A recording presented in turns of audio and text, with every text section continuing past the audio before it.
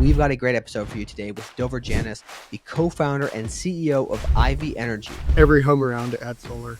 This is the naked rooftop. It didn't have solar. It's essentially or the easy button to share the benefits of solar between two parties. If you're familiar with rooftop solar, you probably know that apartment buildings are notoriously difficult to get solar on. There was no market when we started the company. There was no solar going into apartment buildings. IV Energy has solved that by building an energy accounting platform that makes it very straightforward for the owner to add an additional revenue stream to their building rather than viewing it as an expense. Invest $1, make a return every year. That's the simple motivation for our core customer. If you don't have the right team, it is completely the X factor.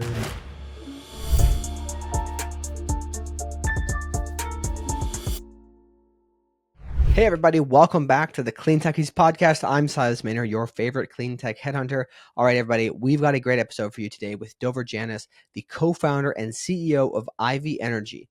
If you're familiar with rooftop solar, you probably know that apartment buildings are notoriously difficult to get solar on. And the main reason for that is that tenants are the ones who pay the electricity bills typically, but the building owner is the one who owns it. So there's no incentive for the building owner to spend money putting rooftop solar or energy storage on the premise. However, IV Energy has solved that by building an energy accounting platform that makes it very straightforward for the owner to add an additional revenue stream to their building rather than viewing it as an expense. So they take their building, they say, hey, we can add these assets to the building and increase the revenue because we'll be selling this electricity to the tenant. The tenant's saving money, but we're getting an additional revenue stream. So it's a win-win. So it takes something that was usually an adversarial discussion and makes it, hey, we can help you make more money. So this is all possible because of a very complex software that accounts for all the energy usage, who's using what, and who's paying what. It's relatively, you could say, simple in premise of the idea, but the execution is what's really challenging. So in today's conversation, we talk about how the technology itself works, how they make money.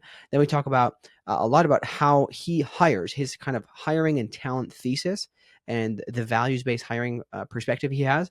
Then we talked about how they built their sales team and how they've got their product in just 6 years, by the way, to be used by now 60,000 homes. And then we talk about how he built a sales team that has been able to get their product to be used by over 60,000 homes. And that's just in 6 years from starting. So it's also noteworthy here that he talks about the secret formula on how they were able to get channel partners set up that we're interested in selling their products. I won't give away the secret sauce there, but listen on for it. All right. And before we start, a quick shout out to the sponsors who make this show possible. First, Climate Finance Solutions, your first call whenever you're looking to apply for grant funding. They have helped clean tech startups raise $1.6 billion since 2020 and have a 90% success rate at winning the funds they apply for. Just go to climatefinancesolutions.com. And secondly, my company, Earth Search. We are a full service recruitment firm that helps you, clean tech startups, build and implement differentiated talent attraction systems that give you an unfair advantage over your competitors. So think about it this way. You're going to get the best talent. They're not going to go to your competitors. You're going to win. Reach out to learn how. You can go to earthsearch.com. That's ERTH search spelled correctly.com. And one last thing, do not forget to register for the upcoming Hack Summit at New Lab in New York City. This is happening December 10th and 11th. There will be over 500 founders, investors, and ecosystem supporters, specifically in the deep tech climate space. And several of our past guests are actually going to be there on the panels. So we're going to go as well. We wanted to hang out with them. We're going to create some content that day. It's going to be really, really fun. The link to register for this is in the description. I highly recommend checking it out. That's Hack Summit at New Lab in New York City, happening December 10th and 11th. All right, without any further delay, let's get into the show. All right, Dover, welcome to the pod today. How you doing? Good. Just happy to be here. It's good to hang out. Super excited to have you on. I think we had to reschedule this once, but that's all right. This happens sometimes. We've been recording quite a lot of podcasts lately, so I'm stacking a few up before the holidays, and then I can actually take a break at some point. But before we get started, I do want to ask, what's behind the name IV Energy? Like, why'd you choose that specifically? Yeah, we'll make this a quick answer because I wish there was a really profound story. I think I always love hearing those stories, but the answer is it had a natural meaning to it. We're helping to better the planet, and it's short, easy to understand. It kind of sticks with you. And in terms of what ivy is, it's kind of a connected natural organism. So it grows quickly, and it kind of just fit for, we didn't want to use some sharp name. We wanted to use something natural, friendly, Mhm. and in a Yeah. plant. What better way to represent helping the planet than using a plant as the name for your Yeah. company? Well, I will say that I think it's relatively memorable because there's a lot of these energy companies that end with energy that just like you do not remember. It's like, what was it, this one or that one? I can't remember. But that's pretty good. I think you guys did a good job on it. I am always curious to know like were there other names that were runners up or other names you guys had really thought about? Yeah, I think we had the traditional like words related to energy or solar, and we really were trying to not do that. Hmm. So we're like, let's just use a plant. And this Hmm. name actually has been backlogged kind of as a name that I've kept in mind Yeah. before we started Ivy. So when we were launching the business, I pulled this one out, and Nice. everybody really vibed with Yeah. naming the company that. Yeah, names are a really fascinating thing. Whenever I'm coming up with a project, usually what I do is like I'll just write down like a billion things to try to like, get to you start to kind of like zero in on an average and like okay it's somewhere in this area and then you start to go but trying to one shot the name is usually difficult. Yeah, I will say the number one requirement we had was we want it to be short. We don't want Yeah. a long name, so 3 letters Yeah, seemed to feel no, it's right. very easy. The shorter the better. Also on writing emails too, but very cool. So I think if I'm not mistaken, you have gone on other podcasts and talked about the history of the company, correct? And the founding. Yeah, yeah, definitely. Yeah, I was on Suncast Media recently. We talked about Very that a cool. little bit. Yeah, I So really like what Nico does. Nico's great. So what I want to do is I'll tell people go check out the podcast that he did with Nico Johnson on the Suncast show. It's a really really good podcast.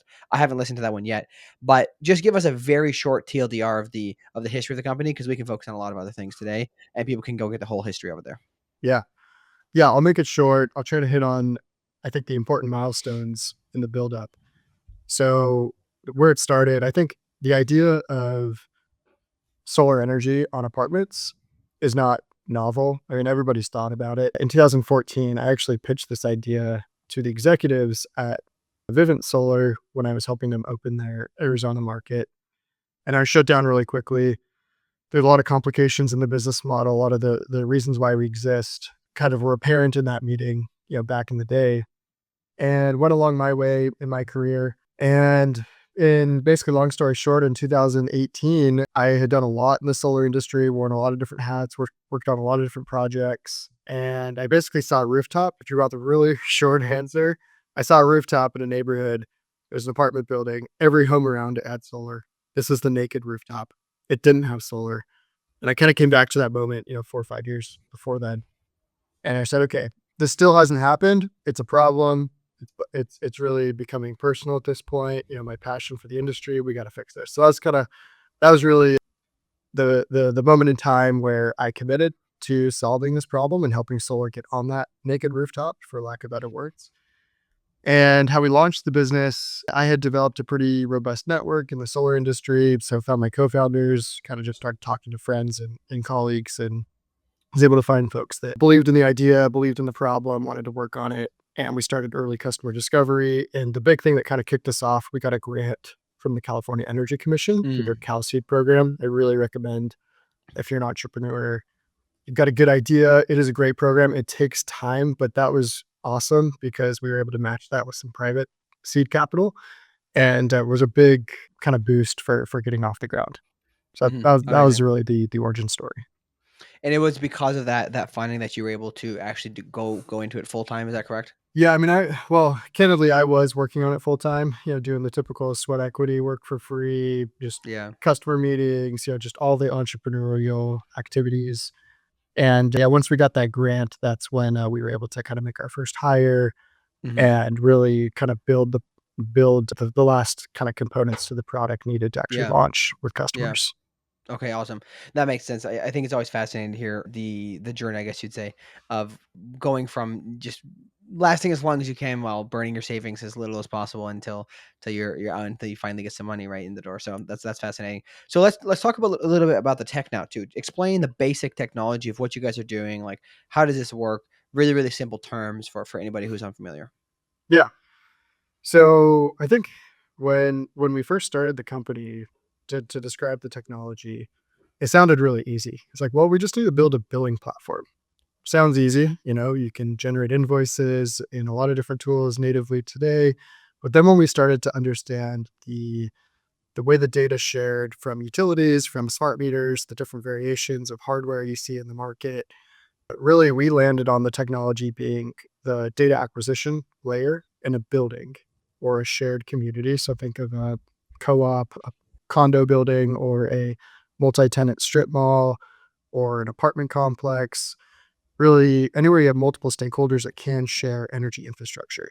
So the first step in kind of the technology is we have to organize all of the different energy nodes. So the energy consumption data, the production data, the utility bill data, energy storage, information. So all of this has to come together, and we interface via API or Modbus kind of hardware protocols to kind of centralize all that information. So we kind of be the data's at rest. It's ready to use for analytics and kind of transactional purposes. So we have a lot of data operations features in the technology to kind of manage how we get that information, how we organize it. And then really what's more unique about the business and the technology, we call it virtual grid cloud. And this is, we have a whole bunch of different basically data products where we're creating financial transactions, we're doing counterfactual bill analysis, we're doing settlements between the landlord or the owner of the energy infrastructure and then a user that's ultimately purchasing electricity. So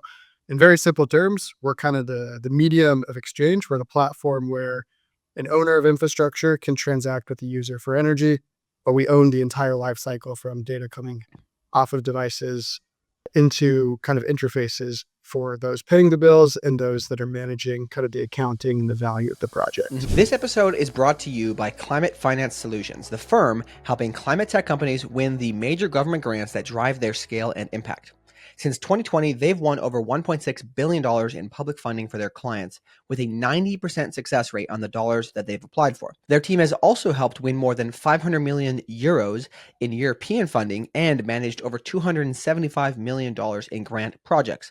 With a global team of 27 experts, CFS supports climate innovators through every stage of the funding lifecycle, from strategy to proposals to project execution. They also have a grant identification platform that enables real-time monitoring and custom matching of opportunities with alerts as new grants are released. If you're a climate investor, accelerator, or ecosystem builder, you can even join their partnership program to unlock pro bono support for your portfolio companies. Learn more at climatefinancesolutions.com. All right, back to the show. So maybe just to summarize, if we go back, right, the reason why you said that there was this one naked roof is that putting solar on the roof is not exactly straightforward because of the billing issue, because there's multiple people in the building and it's like, okay, who's going to pay for the solar? In the case of a homeowner, it's pretty easy. They're going to get the benefit, but how do you make a contract with the building owner if the building owner doesn't really have an incentive to do so because they're going to have to spend extra money, but the savings would get hypothetically passed down to the tenants who are the ones paying the electricity bills. So you're building a software that allows for there to be an incentive that makes the building owner want to or willing to work with you to put solar on the roof so that the tenants can get access to clean energy from their roof. Is that correct? Yeah, that's a good explanation. And just to overly simplify, it's essentially we're the easy button to share the benefits of solar between two parties. So Mm-hmm. operationalizing from start to finish, from a data and technology standpoint and workflow automation standpoint, someone pays a bill, somebody receives a portion of that value for that investment of CapEx that they're putting in infrastructure. We're the easy So button in that so value exchange. when you talk about the value, so in this case, like let's just take any example. Like let's say it's like a I don't know, like just an average apartment building. When you guys approach them, are you the one going there and approaching them to say, "Hey, let's put solar on your roof," or do they usually want to put solar and they don't need a solution? Like, what does the process look like, and how does that usually go? Yeah. So early on, it was absolutely us educating early customers. As an entrepreneur, in any new idea, you have to go talk directly to the buyer. The buyer is the real estate owner. It's the CFO or the asset manager of a real estate portfolio or building. And they're essentially writing a check or financing infrastructure, solar panels, batteries. And we're convincing them that they should invest in this infrastructure and then use our tool to say, okay, we're going to create $100,000 a year in energy savings for the tenants. You can Mhm. collect 90,000 of that and pass through 10,000 as incremental savings. So your 90,000 will pay back that CapEx in a few years. or help make the finance payments on the infrastructure. And the reason why they don't do that without our tool is they're basically just investing CapEx for the tenants to save money on their utility bills because they're the ones paying for the energy. So that's Mhm. why kilowatts are not equal. You have tenants, this unit versus that unit that might be using triple the energy compared to their neighbor. So everything's dynamic.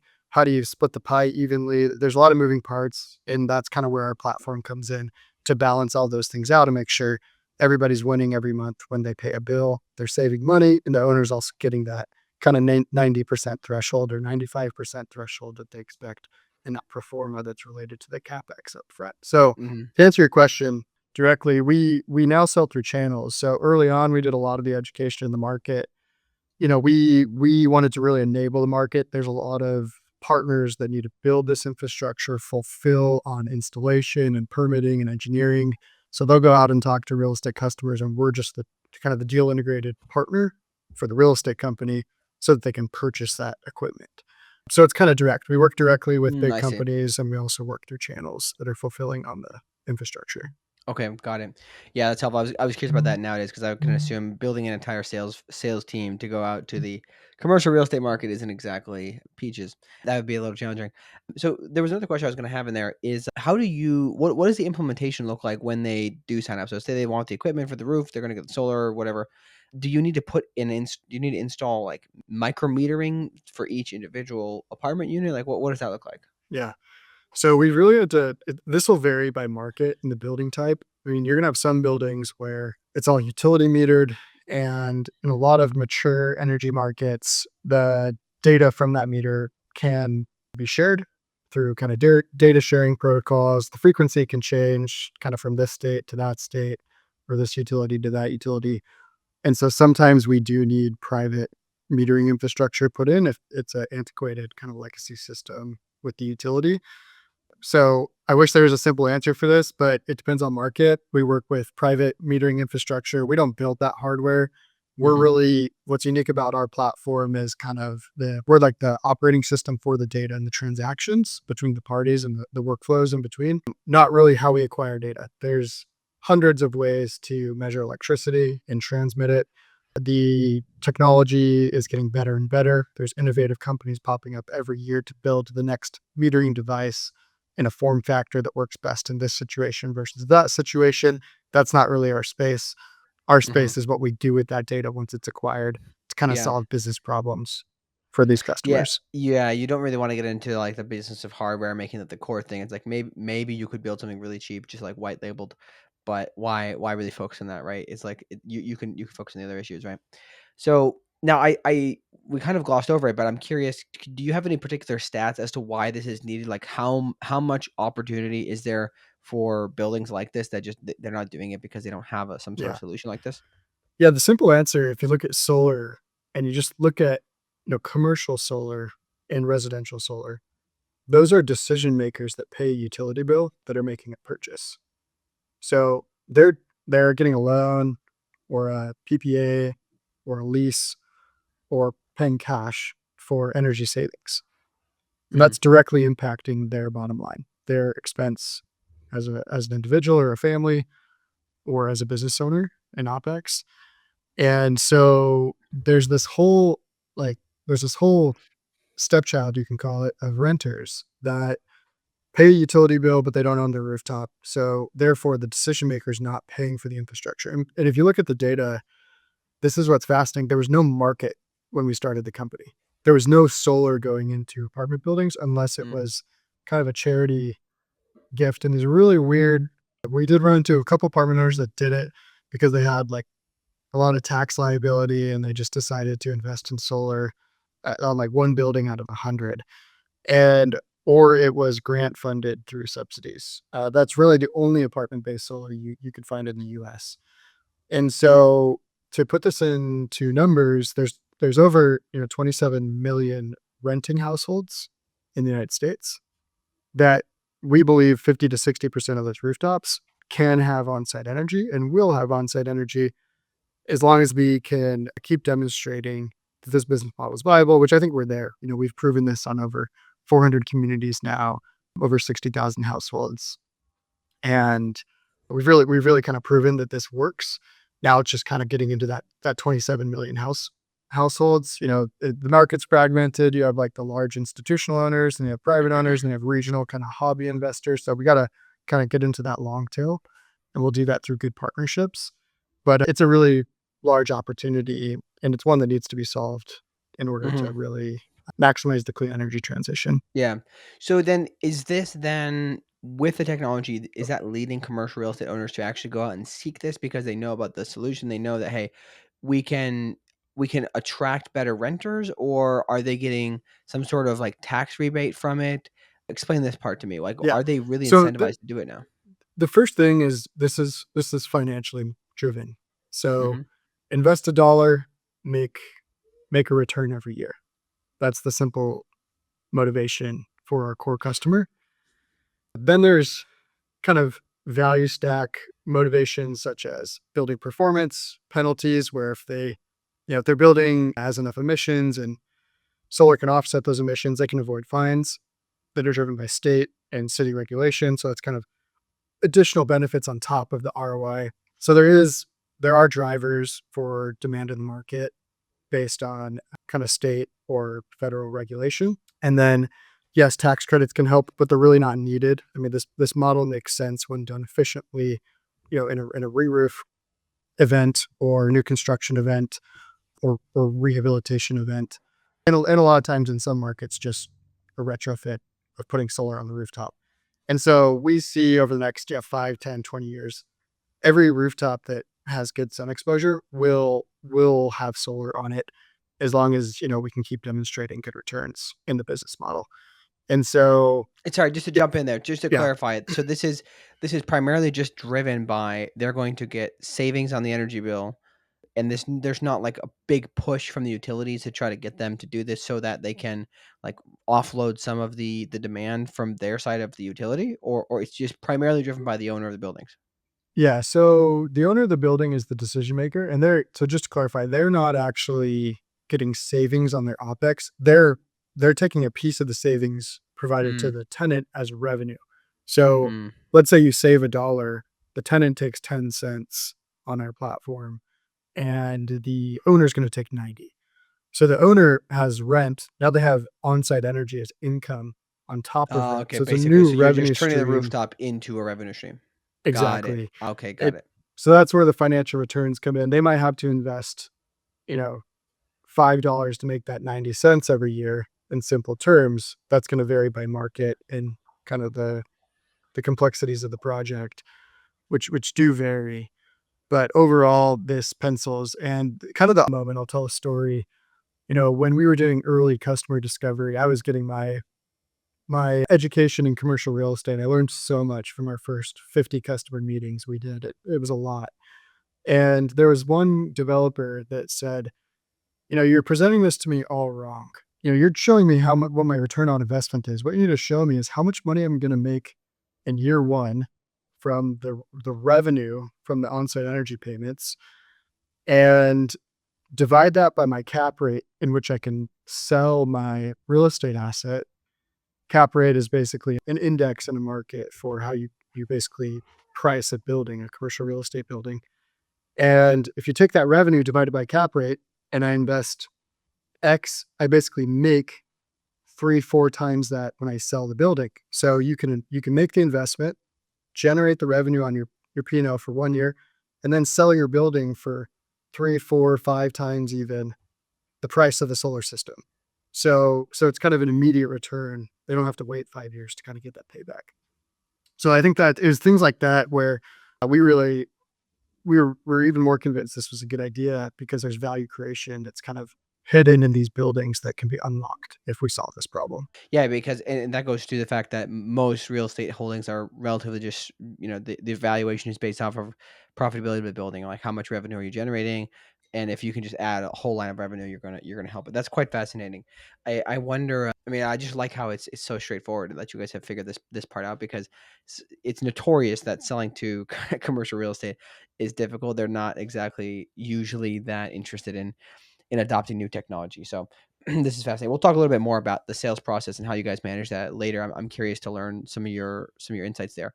But I wanted to ask too, was there a solution for splitting these fees in the past? Like, was there a solution, or just literally nothing? Yeah, there was some pretty, I guess, there's some bootstrapped, Duct interesting tape? ways of doing this. Yeah, with duct tape before we came along. But I think we were the first, we really were the first to, so I guess there was this conceit, there's this perspective before we came along that this was frowned upon.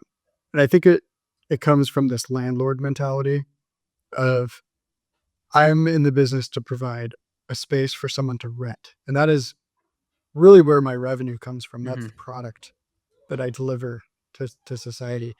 And I'm not a utility company. So I'm not going to bill for electricity. It's highly regulated.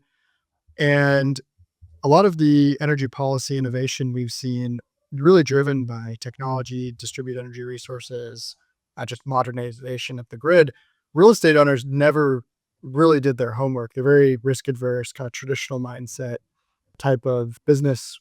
And, we came along and did the homework and said, look, there actually is independent power provider laws. There is friendly tenant landlord regulation to support as long as you can show that the tenant is better off than before, you can provide electricity to the tenant through, on-site means. You're not a utility company by definition, and it is different state by state, but we had to kind of educate this really risk adverse market on this is okay. It's not illegal. You're doing a good thing, even though you're making money. And I think that a lot of landlords think any way they can make more money, they're just kind of taking advantage of their tenant. And that Mhm. is kind of true in a lot of cases. But here, this is a win win. And that's where really designing a platform with the best interest of the tenant and the best interest of the landlord in mind really was a strong solution for the market because we were able to solve that problem for them. And so to kind of I'm giving you a roundabout answer because I think that the history is important. We've done a lot of work in policy to clarify these things and really show that this is a win-win business model. And there really was not a solution in the market to solve this last mile other Mhm. than use a linear kind of guessing game amount every month that really would break it because people would be unhappy with the results. And just to clarify, is there some sort of important aspect about what you guys are doing that because it's tracked so accurately, then they can present that to regulators if there ever are issues? Is there some aspect of that that's important? Yeah, so you do need to be able to one, like the tenant needs to basically be able to see what they're getting. And, sometimes that's in their control by sharing their data. So if they don't share their data, maybe things aren't as accurate, but they always have the option to share their utility data, via API and kind of reconcile the way that their agreement's structured with the Mhm. landlord. So yes, we do have to provide that level of defensibility to make sure the tenant is better off because Mhm. we don't want someone to move into a building and pay more for electricity. That would be wrong. And Yeah. that's not how the platform's designed. And there are some people that were kind of doing that before we came along, and it's frowned upon. And we really want to stand for that transparency and really that hero positioning Yeah. of the business model Yeah. between the two parties. So then, does this also apply to just not just solar? Like, what about EV charging, storage? Because I mean, how do I would assume that your platform could then also be very helpful in allowing the building owner to get everybody to participate in demand response programs. Is that correct? Yeah. So we are best in breed on-site energy, which is solar and energy storage today. Hmm. We have a add-on transaction product for EV charging. So trying to simplify the hardware that's needed behind the gate in a kind of tenant parking lot where you can authenticate a charger and pay for it on your rent ledger or kind of bundled with your solar payments as a separate line item versus pulling out a credit card. So we're just trying to find efficiencies in the kind of user platform that we've created. So that's one area we've been working on. And there's not a ton of EV drivers out there. We thought that market was going to be a little bit bigger than it is today, but it is growing. It is something we're supporting. And the vision really is to be the energy transaction layer in these shared Mm. energy communities. So whether it's price signals for demand response, whether it's on-site energy utilization, for instance, if you use a kilowatt hour off the rooftop versus that kilowatt hour going to the grid or importing that kilowatt hour, for your needs in your home or your apartment unit, there's varying pricing for those activities. And we want to be the translation layer for how the resident understands when to use energy, where it's coming from, and then the incentive to really manage their energy when they have a choice. So whether Hmm. that's charging their car, scheduling their dishwasher, when maybe do laundry at 11 a.m. on a Saturday versus 9 p.m. During Hmm. peak times and a really hot day in the summer. So things like that, we really want to be that preference layer of understanding that at a 10-20 second kind of level a month, and then kind of funnel the rewards of the demand response programs, the tariff value of on-site utilization of energy, and when those activities matter. So that's kind And of those then get split between the parties respectively. So some will go to the tenant, some will go to the landowner or to the building owner. Correct? correct. Yep, Got that's it. absolutely So correct. so then the other thing I don't know if you mentioned this already. I might have missed this, but are you guys expecting then the tenants to be the one to participate in this? Because if you have energy storage in the building, can you not orchestrate with the entire ecosystem nearby? Whether it's everybody like let's say one person owns multiple buildings in a certain utilities remit, or you've got a whole bunch of different owners of different buildings. Are you able to then orchestrate all of those together in conjunction with the demand response programs from the utility? So unfortunately, that that is how it should work, Yeah. but demand response is usually driven by jurisdictional programs, and that's I think the big problem with demand response in the U.S. today is it looks this way in one place and it looks that way in another, and so the opportunities for the building owner are not consistent. Sometimes it's at the meter level you have to enroll. The vision we have, and we're doing a lot of regulatory work on this. When you look at a building holistically, just kind of in a very logical, kind of pragmatic manner, the building is one node on the grid. Even though you have 200 families living there, it is one load profile. Hmm. So utilities, without the help of vendors, do a really bad job at working with multifamily individual homes on demand response programs. They do a pretty good job with the larger load profiles because they're very meaningful from a grid planning standpoint. So that's where we want to really disaggregate the preferences Mm. and the incentives for the individual users in the building. And the way we've started this is simply around how you use solar. So we've taken a kind of dynamic rewards approach to the people that use more solar energy. They can get a little more of the savings as a rewards line item on their bill. So that boosts the NOI for the owner because when you don't ship that kilowatt hour off to the grid, you're getting a retail value for it when you use it versus a wholesale value if you ship it off to the grid operator. So that could be 20, 30 cents a kilowatt hour if 5% of the community, if we can change that utilization ratio Mm. from, let's say, 50% on-site to 55% on-site energy utilization. So that's what we've done today practically. That kind of builds the foundation for demand response, for kind of harmonizing load, across parcels, but a lot of the tariffs don't exist to do that today. Clean tech startups need to hire the right talent to hit their milestones, especially in the early days. Without the right team, you'll never make it to your Series A round. And after years of observing this struggle that pre-seed and seed stage clean tech startups have to get the right talent, I decided to create Earth Tech Talent. Our mission is to help clean tech companies hire the best talent so they can succeed and make the world greener. So, whether you need some advice on how to craft your talent acquisition strategy, you need to increase your number or quality of applicants, or you need help screening the candidates to save you some time, or you just need traditional headhunting services, reach out today. We have priced everything so that even a pre-seed startup can afford it. Fundamentally, you're only building on clean tech startups because you care about humans. Your hiring process should reflect that. Work with us to craft a hiring process that is human-centered. Doing this will lead to all those job applicants becoming your biggest champions in the public. And even if they get rejected, we make it so that they will still have a positive experience and they'll want to apply again in the future and they'll be your biggest advocates. To get in touch, reach out to me on LinkedIn or go to earthtechtalent.com/contact. That's Earth, ERTH, techtalent.com/contact. All right, back to the show. I see. So there's a problem of just different policies, if you will, amongst the utilities and how they're run, but also it seems like the biggest challenge is because the building is a single node on the grid. One family might not even be home using electricity, and the others might, but how do you actually get the rewards all used properly? How do you get everybody to participate properly and in their fair respect? Is that correct? Yeah, I think we know how to engage with the users. I think it's that the programs are not designed this way because they're designed at the meter level when they should be at the building level, and then use a solution like ours to disaggregate those rewards based on So that the participation. individual renter can get the benefit of participating rather than the building as a whole, correct? Yeah, well, the building as a whole actually can't participate. We're it's actually the other way around.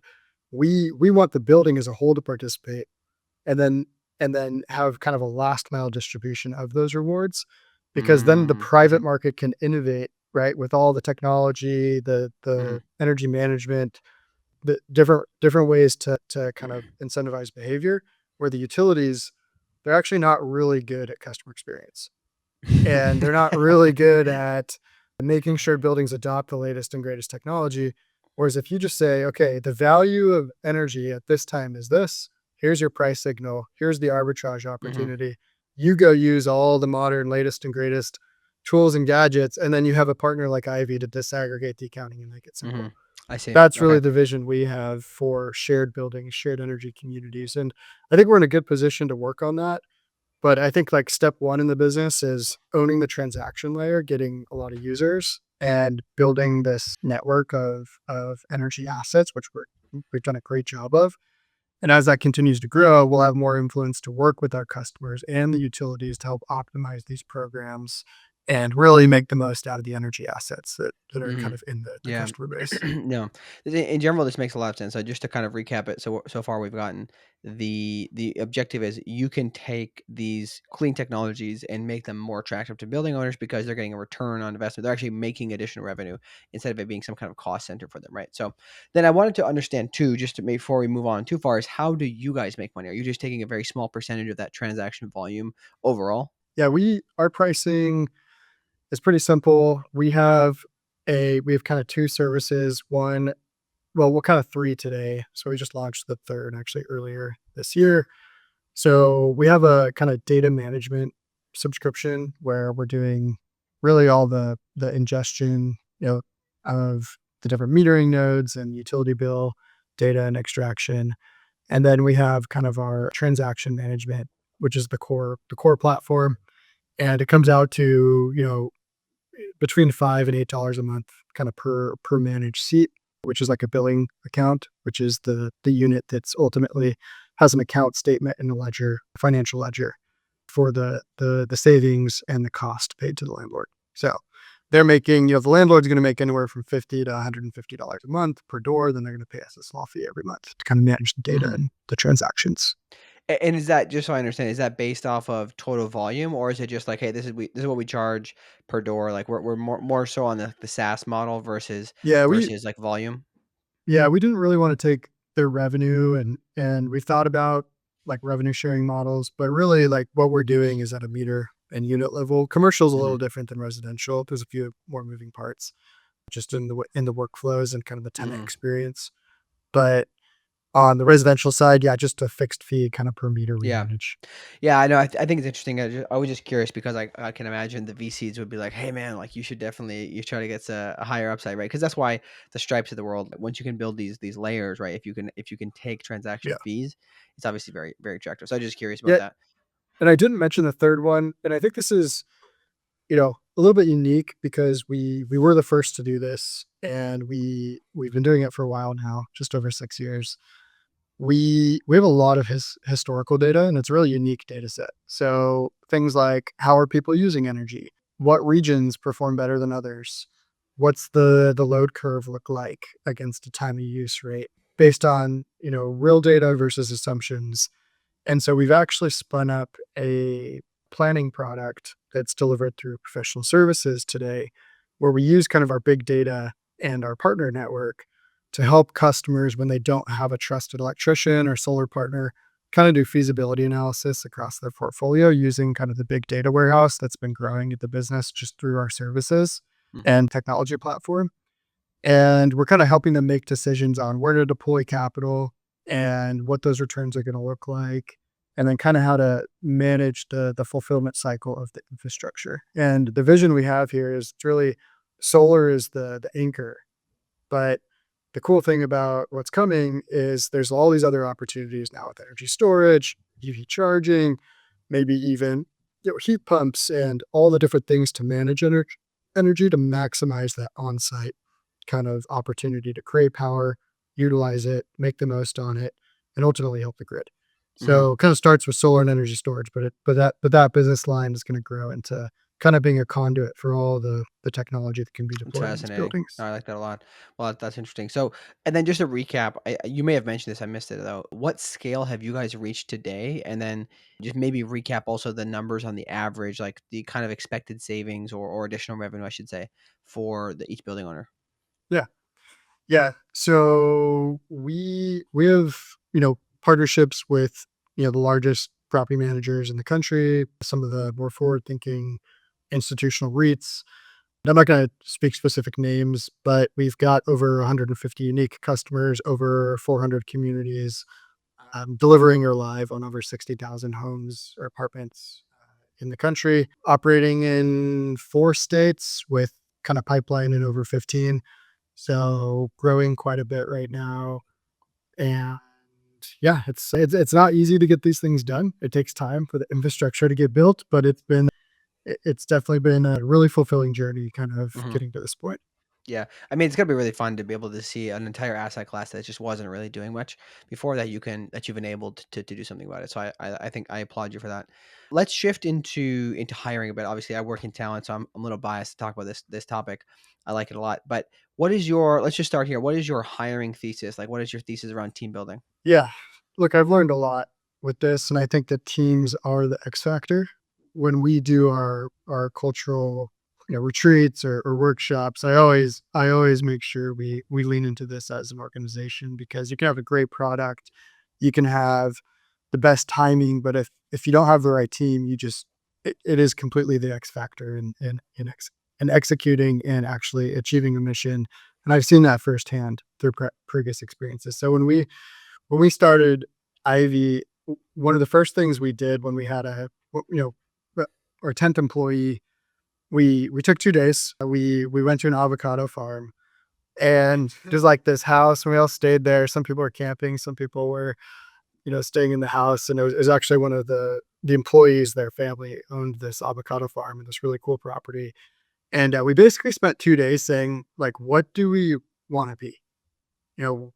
What are the values when things are hard that we want to use to get through the hard times? And so, to kind of answer your question in terms of team building, I think being values driven is really important.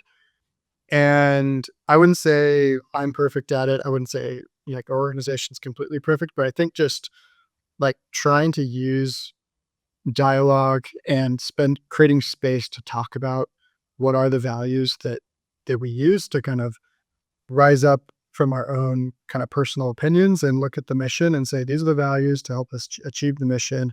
We don't agree on this, but this is how we're going to work through it. I think it is one of the biggest things as a leader that I've tried to apply here at Ivy to help us get through the hard times and have something bigger than ourselves to help operate the business. Once you set those, I've got a two-part question. How did you ensure that they actually got implemented and reinforced on a regular basis, like without forgetting, because I tend to talk about these things too within my own company, but I forget about it for weeks, right? I'm like, oops, I Yeah. forgot to talk about it. Number one, how did you do that? And then how did you screen for it once you hired? We can take the first part. How did you Yeah. implement it first? Yeah, look, I'm not gonna say it's been perfect in terms of use. They're definitely not they're definitely not just words on the wall. I think that this really is through finding ways to reinforce them and use them. So I don't think I have a perfect answer on how we applied them other than making sure when there's an opportunity to, be more transparent or not, we always are more transparent, right? So just being aware and intentional at all times about, am I actually living the values or not as a leader? And that's, I think, the biggest thing I've done. And I've encouraged our leadership team to do as well. And then in the hiring process, we like to screen for this. So we like to ask questions around our core values and see how people think about them, how they understand these words in the meetings. And for me, actually, that is probably one of the biggest signals in how I'll make a decision in who we're hiring. Obviously, assuming that we're at the point in the interview process where they're qualified and we're kind of up against, several people, great people, and it's tough to make a decision. I want to find people that align with the values because I know that in a startup, when things are hard, ultimately that's what's going to bring us together to get through those hard times, is if we can kind of come together as a team and kind of put our own kind of personal motivations aside and use kind of a values framework to get through the hard times. If are you willing to share the values with us? Yeah. So in these words have different kind of meanings than, I think values, words are one thing. It's really how you define them. So I'm just going to give the words. I'm not going to go into the Yeah, long yeah. history of all the I meanings, just want to but know because I think there could be people listening who might want to apply for the roles. yeah. So it's harmony, innovation, transparency, growth, and ownership. Nice. And I like those. those are defined, when we got together at this avocado farm. I know it's funny. I'm sure some people will laugh at that and think it's super cheesy, but it was a good time. And we really talked about what do these words actually mean? Like, how do we want to understand them and use them? And it was really interesting because a lot of people had different perspectives, but it was really cool to talk about what it means to people. And even though, I would say values and culture is always evolving. And what actually happens, in the business is really how your culture is defined. So Hmm. you can write something down, but it'll change. And I think just talking about it though, and having that space to have those conversations is the most important part. It shows that you care. It shows that you can talk about things and you can understand each other at kind of a bigger, higher level. And so even though like the artifact of those sessions may kind of change or be specific words, it's really like the conversation and the dialogue that I think is the Hmm. takeaway. Yeah, I mean, you have to. It has to be like you said. It can't just be words. It has to be the culture has to be lived out through actions, right? Otherwise, it's like it's just nonsense, right? So that's helpful. When you, I appreciate you sharing that. And by the way, I would say there's this. I'm just gonna make a commentary. There's been a discussion with some people I followed recently about this idea. Do you set the culture from day one before you even start the company, or do you set the culture once the team is kind of started to come together and then you see like what are we? Because you you can try to say what the culture is going to be beforehand, but it is made up of the people. So you kind of have to determine that later on once you have a bit of a team together. And Yeah. there's debate on which way is the better way. I tend to lean towards like let the culture kind of grow a little bit and then make some defining principles because in a lot of cases those initial people are going to be there for quite a long time with your company as you grow, and they can then be those kind of pillars, as you will, if you will, of it because they also have that ownership of having helped create it, right? So I appreciate that. I want to spend some time talking about the sales now, but with hiring, like what has been the biggest challenge so far? Because you guys, I think, about 50 something people right now. Yeah, we're just under 50 Okay, today. so Yep. what has been the biggest challenge to this point, like of hiring in general? It could be early or late. What's the biggest challenge? Yeah. I think for me, the hardest thing with hiring is, as a CEO, as a founder, especially a venture backed CEO, you you're always in this give take kind of balancing act with hiring.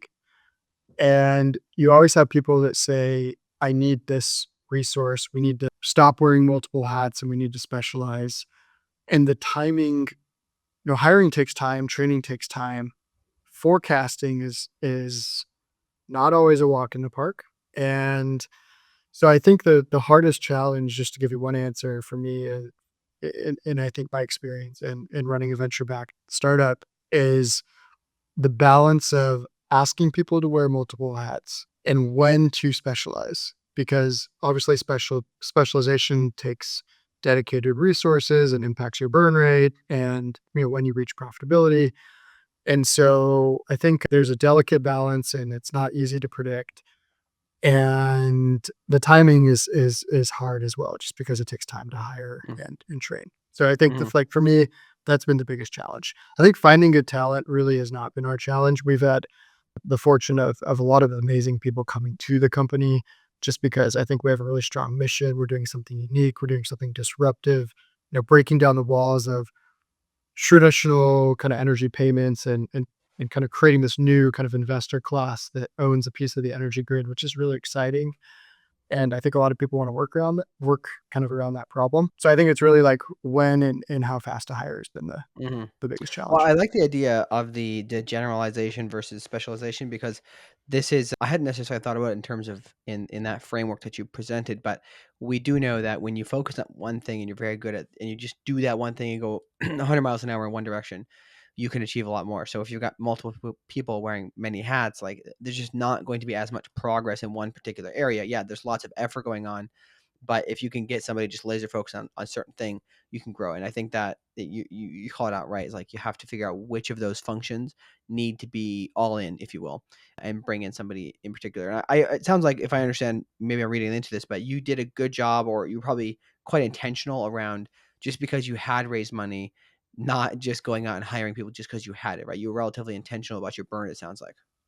Yeah, yeah, and I think, there's it's like sometimes you learn you did it wrong and then that helps you do it right, or just changing how you're predicting the need or in the forecast. So Hmm. I Yeah. actually wouldn't say I've done it perfect. I think we've learned a few lessons there Hmm. transparently, but I think we've definitely honed in on how we make those decisions Hmm. to Yeah. kind of optimize based on what we've learned. Mhm, got it, okay. So then, obviously, you mentioned earlier, you guys have gotten to a pretty large scale. Did you say 60,000 homes are using? Or what was the number?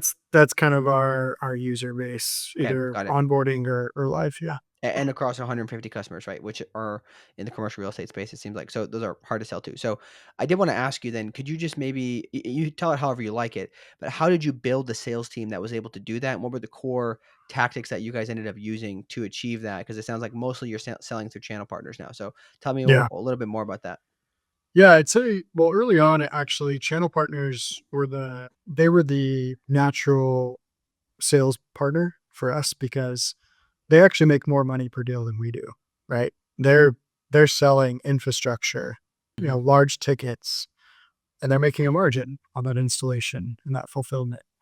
And so they couldn't do that in this market without our tool. And so we didn't have to pay them to do this. It really was just an exciting new vertical for them to go after. So early on, we did a lot of direct customer education. We looked at what types of customers could look at this business model, focused our marketing on building a brand presence in those verticals, and then really supporting our channels to go kind of do the groundwork and support them. And we've worked with over 50 different partners in our core markets. And now we're actually doing a little more work directly with the real estate owners. We've really landed on the enterprise level. So working with a customer, let's say, that manages a few 100,000 units across the country. They're the property manager, of record for the asset manager, that they've been hired by the asset manager to manage the property, and working directly with them. So we have exposure to dozens of really high profile asset managers, or working with an institutional portfolio that owns 60,000 units. Maybe they're starting with one building or five buildings or 10 buildings, but we have the opportunity to go into 40 or 50 as we demonstrate progress and the economics could be realized through the initial tranche. So I'd say like we kind of have this like enterprise division where it's really small. Like we're really coaching champions at these companies on how to deploy CapEx and make a return while also meeting sustainability goals or avoiding penalties in compliance markets. And then we're supporting channels that are really out there, however they do business development through relationships or marketing, selling infrastructure, and we're a partner in that process. mhm. So that's kind of how it's divvied up right now. And we are bullish on like working directly with the asset managers that own a lot of units so that we can kind of grow with them over the next 5, 10. Mhm. No, kind of the Yeah. long term relationship.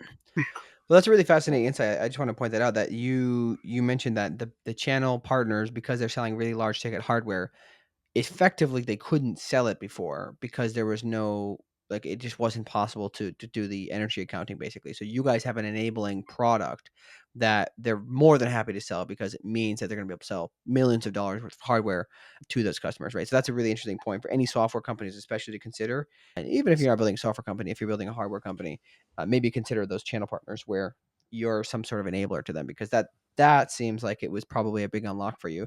I'm curious then, how did you maybe just a little bit of story on like how did you guys get your first sales? Like what was the scrappy mentality that you did to get those? And then how did you end up going out and realizing that the channels were the right way and how did you secure those? Yeah. I mean, looking back, I do it a little bit differently now, but honestly, it was really scrappy. It was, we kind of looked at like bringing in somebody that knew the right people that would go set up the meetings, and then we'd bring in the experts to talk about the details. And that was honestly the first phase of the company was just talk to as many customers as possible, learn, iterate. While we were building the product, we were talking to customers, 3, 4, 5 times a week, as many opportunities as we could. We got a lot of no's. This sounds Mhm. cool. Who else is doing it? The typical kind of chicken and egg problem. And then we started to find customers that were the early adopters, and they believed in us. They thought it was a good idea. And that was really the unlock moment when we got the first ones to agree to this, kind of work through the initial implementations and have those case studies. So then we can go to the bigger companies and say, "Hey, we did it on this building. Your building is just a little bit bigger. We can do it here too." And then that just took time. And so it was me and my co-founder and, our first kind of regional hire that was actually a friend of Logan, my partner. And he's a professional athlete. So what better salesperson to hire than a professional athlete that grew up in a specific market and knew a lot of the kind of local real estate investors. And so that was kind of our first hire, was bringing on somebody that kind of knew how to talk to the market that we were going after. Mhm. I do find that to be the most common outcome is like founders can get by to an extent finding product market fit, but unless those founders have specific experience and exposure to that market or a big Rolodex, it can be really hard. So you need to bring a salesperson who just they know how to talk the language, right? I've got stories for days about this stuff where people were, like a Singaporean based company trying to expand to the US and they thought the sales guy was too salesy. And I'm like, well, that's how it is in the US, man. You Yeah. got to hire the right kind of, you got to have the right kind of people. But no, I really appreciate that story then. And then the channel partner. So then what did you do? Like, how did you convince them to work with you? Was it just a, hey, we've been doing this with a number of other customers and this will enable you to sell your product? Was it pretty straightforward? Like, how did you approach them and how did you get through that conversation? Because if they're bigger companies, I can imagine they're like, who is this little small company? Yeah. It was actually fascinating because it was like there was this pent up partner network that, just like me, right? We all had the idea of putting solar on apartment buildings. And a lot of these partners actually in the past had gone to an apartment owner and said, "Hey, let's put solar on your apartment building. But how are we going to help you get value from the asset? Oh, you can bill the tenants." And maybe they even thought of creating an Excel model to, Hmm. to, to operationalize that. Or, I think a lot of them tried and couldn't do it on their own. And so when they heard about our solution, or we talked to a real estate customer who talked to that partner, then they would talk to that partner. The partner would come to us. So it was very natural. It wasn't like we Hmm. did a marketing campaign to partners, like solar installers. It was really organic and through customer discovery and simple networking in my network and kind of our team's network. They kind of came to us and we found each other really quickly. And it was amazing how many of them said, "Man, we're so happy you guys created this product and started this business because we tried to do this, but we couldn't do it on our own. So now we can partner up and bring a package that works for the business model." No, that's really fascinating. I think this is just something that people really need to take note of. Get your pen out and write this down because I mean, that's like a perfect alignment of incentives, right? Especially because you found somebody who had already, they really knew the challenge. They knew there was a problem very clearly, and they're like, "Pff, of course, we would do this, right?" And this avoids you having to go get your own sales team and train them up from that perspective. I'm sure you obviously ended up hiring the enterprise sales team, but so we are pretty much out of time here. I'd like to have you on again in the future to talk about another couple of these topics, especially the future of how you guys are doing the regulatory stuff. But let's wrap up here with any kind of final things that you're excited for Ivy in the next 12 months, and any particular things that you want to shout out or where people can reach you. Yeah. Yeah, what I'm most excited about, it's been a journey getting here, long sales cycles, risk adverse market, long deployment timelines. I think as a founder, we were so obsessed with solving this problem that we overlooked like some of the less attractive things about the business model. But I think what I'm most excited about is we've gotten through that, and we're kind of knocking on the door to profitability, and definitely a market category leader right now. So I think what we're most excited about is to take all the learnings through deploying and working with these customers and optimizing our product to just continue to be the best at solving this problem and enabling on-site energy systems in this market, and really just kind of seeing the scale, really not doing anything different than what we're doing, but optimizing what we're doing just to find efficiencies and ways to make customers happy. So Mhm. that's what I'm most excited about, is a really simple answer, just kind of writing it out and staying on our toes and Mhm. innovating to bring the most value to our customers and solving this problem. And then from there, there's a lot we can do with the platform. But first we just need to, deploy gigawatts of solar on rooftops Yeah. on the transaction layer, and then we can figure out what's next for the business. But the where you can find us, IV Energy, iv-energy.com or iv.energy if you want to use a shorter URL. Find us on LinkedIn. Happy to connect if you're in clean tech or in the solar industry. I love brainstorming. I love hearing from other founders. Happy to share fundraising notes, talk about commercial real estate, talk about distributed energy resources. Always looking to make new friends in the Yeah, industry. absolutely. So It is a good industry, very, very open in general. I've found to be very friendly people, but that is really, really cool that you guys have gotten to a point where it's like it's kind of the product is right and it's working properly, and now it's just a matter of turning the dial up. Obviously, there's challenges along the way, of course, but at least you're not questioning your existence or the product itself. It's like we've got this part figured out. At least we know there's demand. Let's just make it really, really good, and let's do it more and more and more. So I'm excited to have you on again in the future. I do. It's not often that you find, especially a software company in the clean tech space, that's doing something genuinely different. So I'm really glad we were able to connect. I don't remember how we got connected originally, but I'm excited that we were able to talk and looking forward to see how you guys continue to grow. thanks, Alice. Appreciate the conversation. And yeah, let's do it again. All right, everybody, that's it for today. If you found this valuable, please share this episode with at least one other person who would like to hear it. The main way that we grow is through you sharing the show. So if you don't share the show, I mean, it means you don't really like it that much. So why listen in the first place? If you're here at the very end of the show, you probably like it. So get out your cell phone, forward this to at least one person who likes it, and then if you really, really like it, share it on social media as well. The algorithms, yeah, they come in handy sometimes. All right, finally, if you do need to win any grant funding, reach out to our sponsor, Climate Finance Solutions. That's climatefinancesolutions.com. And if you want to build a differentiated talent attraction system so that your competitors do not get the best talent, but you do, reach out to my company, Earth Search, and we'll help you take care of it. That's ERTH search.com. All right, everybody. See you next time.